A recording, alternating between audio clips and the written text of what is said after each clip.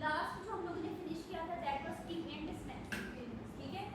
अब हम लोग पढ़ने जा रहे हैं जी साइटोटॉक्सिक एजेंट्स। साइटोटॉक्सिक ऐसे एजेंट्स जो आपके सेल्स के लिए टॉक्सिक हैं, आपके सेल्स को किल करेंगे। साइटोटॉक्सिक एजेंट्स यानी कि वो एजेंट्स जो हम कैंसर ट्रीटमेंट में इस्तेमाल करते हैं, एबनॉर्मल ग्रोथ में इस्तेमाल करते हैं, ओके। ये हैं जो आपके साइटोटॉक्सिक एजेंट्स। अब भी आपके ऑप्शन ने स्टार्ट बच्चों कैसे किया है कि आपके ये जो साइटोटॉक्सिक एजेंट्स हैं उनके बारे में कह रहे हैं they have ability to kill the cells, ठीक है जी, उनके सेल्स को किल करते हैं।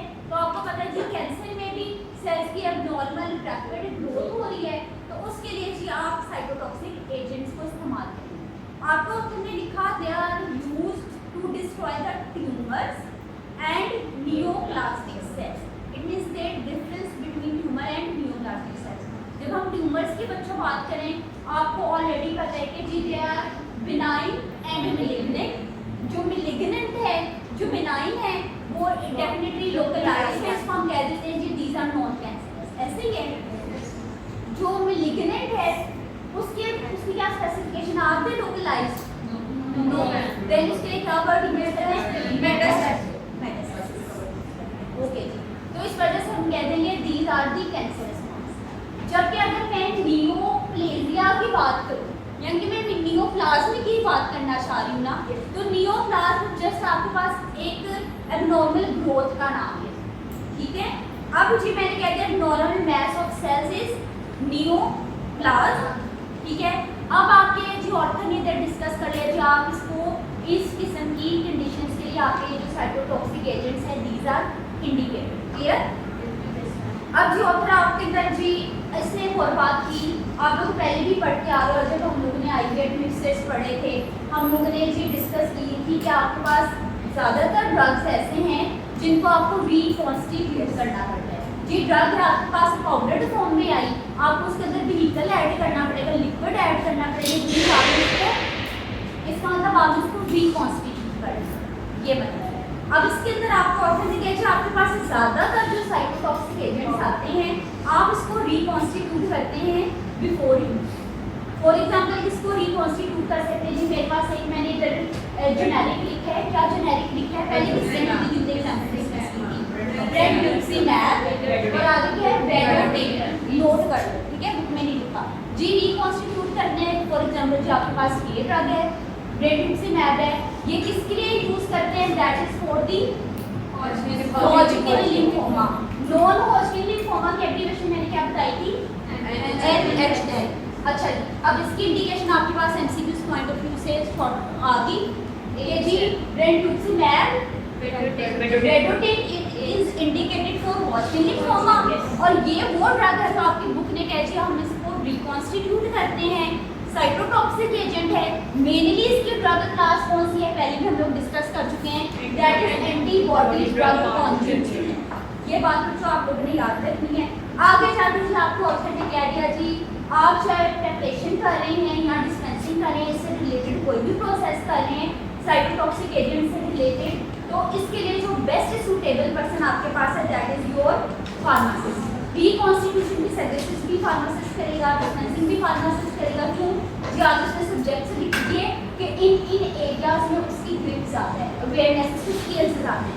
फॉर एग्जाम्पल जिसमें लिख दिया फार्मास्यूटिक्स कॉलेजी लिख दिया, फार्माकोलॉजी लिख दिया, फार्मास्यूटिकल केमिस्ट्री लिख दिया, फार्माकोकाइनेटिक्स लिख दिया, उसने कहा जी इन सब्जेक्ट्स के ऊपर आपके फार्मासिस्ट की ग्रिप ज़्यादा है, तो इस वजह से हम कहते हैं कि साइटोटॉक्सिक एजेंट्स की रिकॉन्स्टिट्यूशन आपका फार्मासिस्ट भी करेगा।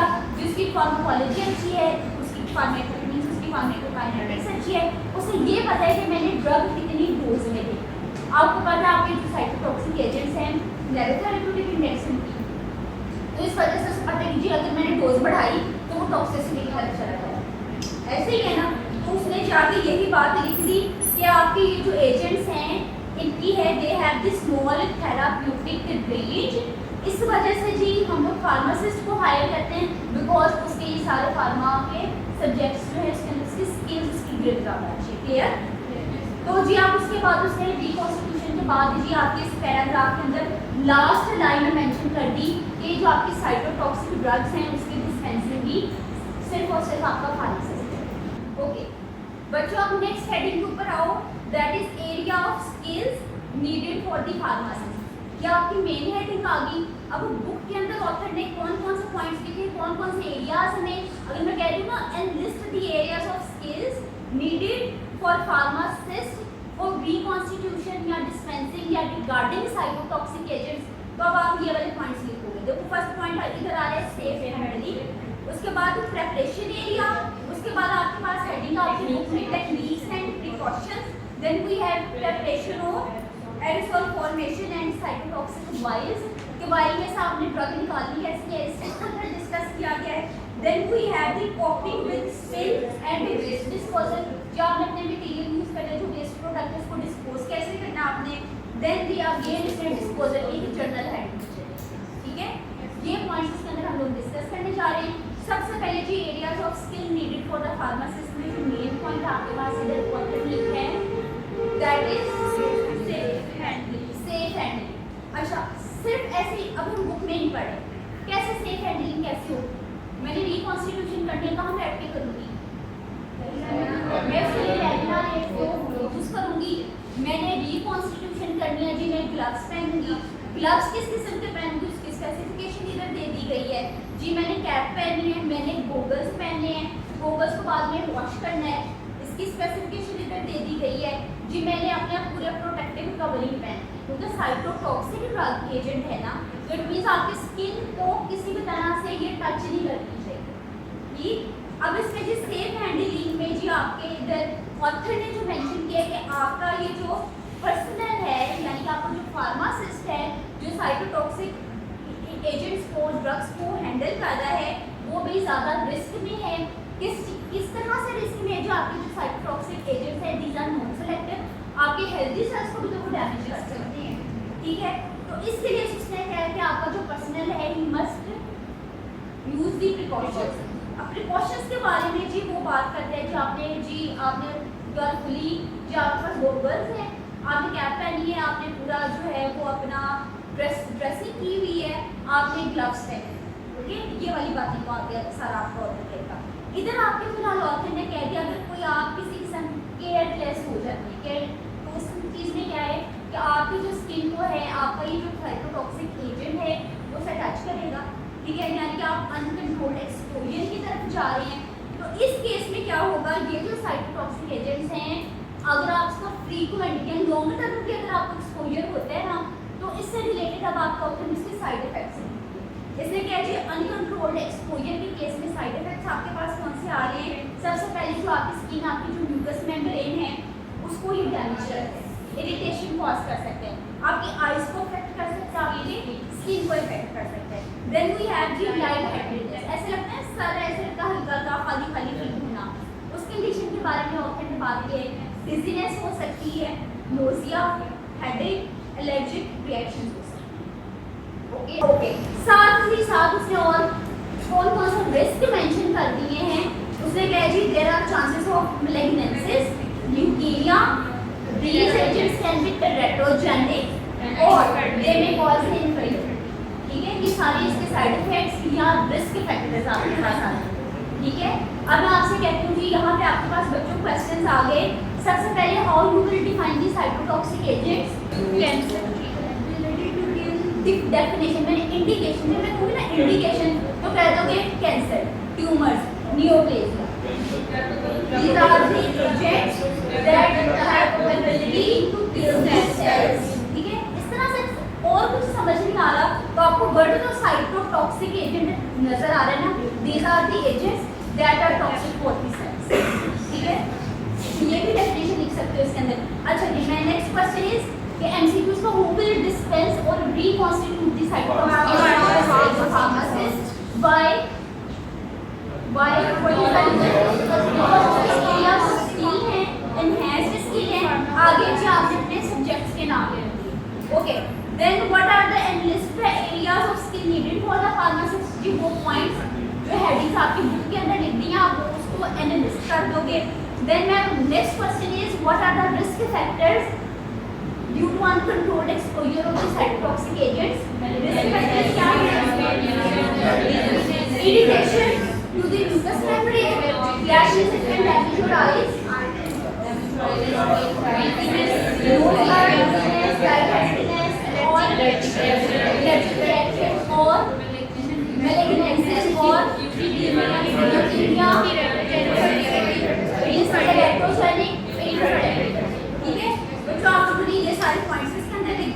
ये सारी बातें जो आपके ऑथर ने की, when there is an uncontrolled exposure, when there is long term exposure.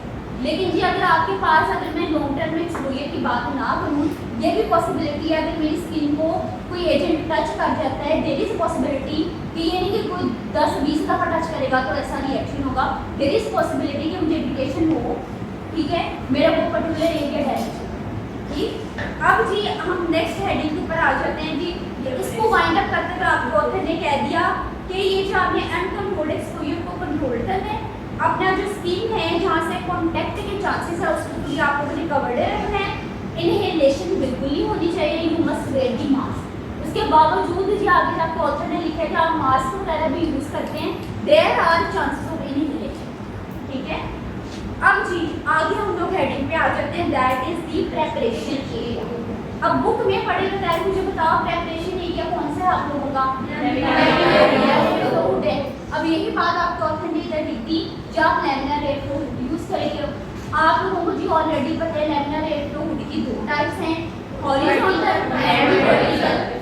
हम लोग पहले से डिस्कस कर चुके हैं, इसके लिए आप हॉरिजॉन्टल यूज़ करोगे तो वर्टिकल यूज़ करेंगे, हॉरिजॉन्टल क्यों नहीं यूज़ करेंगे? क्योंकि वो डायरेक्ट फार्मासिस्ट ड्रग डायरेक्ट जो है वो वर्कर को एक्सपोज करेंगे, ठीक है, उसके साथ इन कॉन्टैक्ट में आएगी। तो इस वजह से जी आपको सारी बातें ऑलरेडी पता है। इसके अंदर जो ऑथर ने भी ये नहीं मेंशन किया कि 2 टाइप की लैमिनार एयर फ्लो हुड है, उसने कहा कि आपके लिए रिकॉन्स्टिट्यूशन करनी है, आप लैमिनार एयर फ्लो हुड को यूज़ करें। और इसके अंदर इसने एक चीज़ मेंशन कर दी कि आपके जो साइटोटॉक्सिक एजेंट्स हैं उनके लिए जो laminar air flow hood use करनी है, दैट मस्ट बी सेपरेट, अलग से आप काम के लिए उसको फिक्स कर दें, कन्फाइंड कर दें। ठीक है, अब जी ऑथर इधर कह रहा है आपको कि अब आपने laminar air flow hood use करनी है जो रिजर्व्ड है आपके साइटोटॉक्सिक एजेंट्स के लिए। अब इधर जी वो स्पेसिफिकेशन दे रहे हैं जो आपके पास उधर वर्क स्टेशन है उसकी जो सरफेस है वो कैसी होनी चाहिए। कॉमन सेंस की बात है, that must be non porous. Non porous होगी तो उसकी क्लीनिंग ईजी होगी ना, पोरस होगी तो उसमें कंटैमिनेशन के भी चांसेस हैं। तो ये बात जो आपको ऑथर ने आगे जाके कर दी कि अब जी आपकी जो सरफेस है that must be non porous. और वेंटिलेशन कैसी होनी चाहिए? ऐसा नहीं है कि जिस रूम में जो आप काम कर रहे हैं इधर आपके पास रोशनदान है, वेंटिलेशन का पूरा सिस्टम है, नहीं। उसके अंदर ये है कि आपका जो आपकी हुड की अगर मैं बात करूँ उसका पूरा सिस्टम चल रहा हो, हैवा फिल्टर्स वर्किंग कंडीशन में, आपका फैन ऑन हो, वो पर्टिकुलर एरिया की ventilation of that area must be adequate. लेकिन अगर मैं जो अपने रूम की बात करूँ, but doors and Windows should be close. भाई जो भी आप उतनी ज़्यादा अपने वो सारे प्रिकॉशंस से चलने है तो साइटोटॉक्सिक एजेंट आपके पर्टिकुलर वर्किंग एरिया से बाहर नहीं जाना चाहिए। क्या बाहर नहीं जाना चाहिए? टू एक्सक्लूड, अब वर्ड क्या यूज किया है, that is draught. Draught means unwanted air. Unwanted air का जो फ्लो है वो आप उस पर्टिकुलर वर्किंग एरिया से बाहर मत जाए।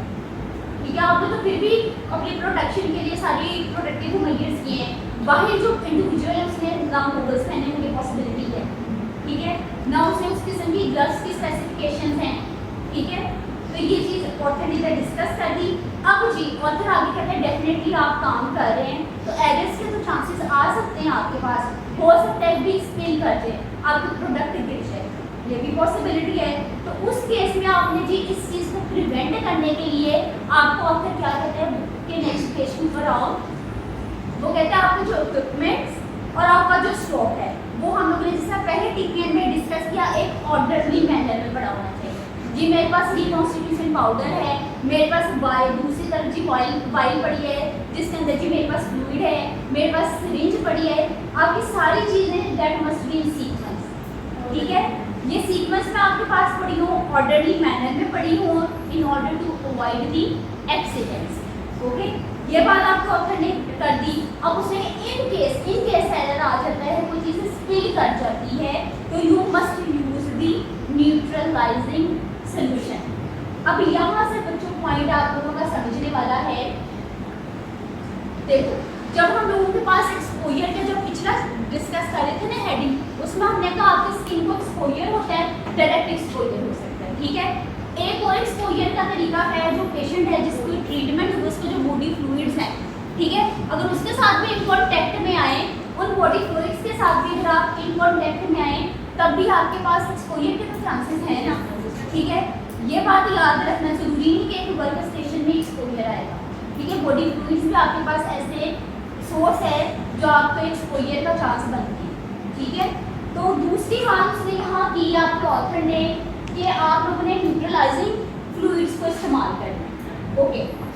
अब इसके न्यूट्रलाइजिंग फ्लूइड्स की एग्जांपल इधर कौन सी लिखी हुई है, ये क्लीन, यानी क्लीन करना है। अगर आपकी कहीं से स्पिलिंग हो गई, अब आप क्लीन करना चाह रहे हैं, तो सबसे पहले आपके ज़हन में याद रहे कि आपके पास कोई पैड्स हो, एब्जॉर्बेंट्स हो, आप उसको इस्तेमाल करें, आप अपनी सरफेस को साफ करके रखें, वाटर से भी साफ कर सकते हैं, ये भी एक करेक्ट आंसर है। दूसरी बात ऑथर ने कहा न्यूट्रलाइजिंग सॉल्यूशन को इस्तेमाल करें, ऑथर ने उसका नाम मेंशन नहीं किया, नाम उसका है डाइहाइड्रोक्लोरिक सॉल्यूशन, आप इसको इस्तेमाल कर सकते हैं, ठीक है। रिसर्च आर्टिकल्स में जाओगे उसके अंदर लिखा है dihydrochloric acid is better than using the water, ठीक। अच्छा, कहीं आगे डिटर्जेंट सॉल्यूशन से लिखे हुए हैं, ठीक, लेकिन आपको ये नाम आना चाहिए, क्लियर है बच्चों यहाँ तक। देन कि आप इस पैराग्राफ को वाइंड अप करते हुए आपके ऑथर ने कह दिया आप लोगों ने horizontal laminar air flow hood को यूज नहीं करना है, you should never use this because the air जो इसके अंदर से एयर आती है that is blown towards the pocket, clear. बच्चों इस पैराग्राफ को पढ़ो, फिर नेक्स्ट हेडिंग